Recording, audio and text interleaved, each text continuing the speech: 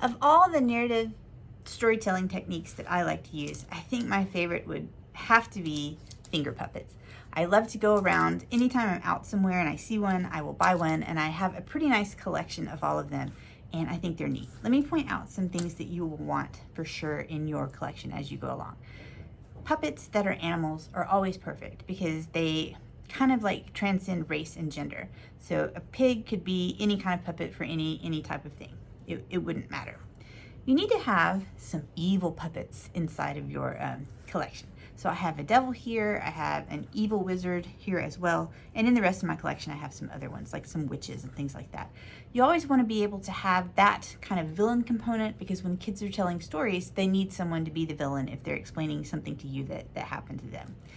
You can use figures that from fantasy, like here I have a little fairy puppet that I like. Here are another fantasy with a king, and we've got a page. And I also have a series of people that are in there. So here is a grandmother. So let's slide all these over to the side.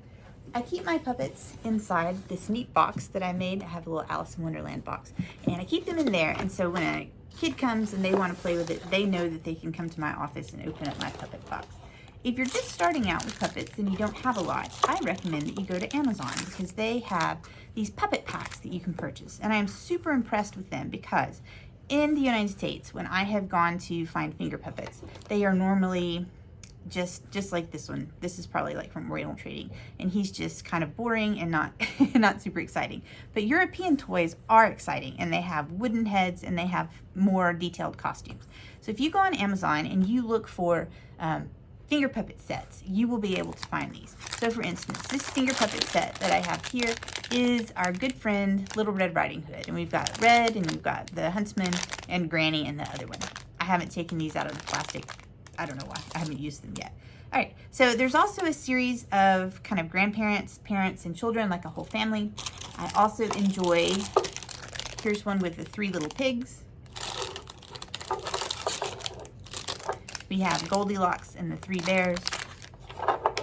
And then, as I shove them out of the way, a random assortment of other things. Here's some kind of circusy people. Here's a court jester. I just love them. I love collecting them, and it gives me something to look for whenever I go somewhere. I think this one right here is a little vampire. I think he might be one of my absolute favorites. But anyway, I think finger puppets are a wonderful way that kids can tell stories to you. These that I was talking about from Amazon, I think they were just like a $15 for several packages all together. So take a look at that and start getting these together, and you can definitely use them whenever you're in school and you need a kid to explain a narrative story to you.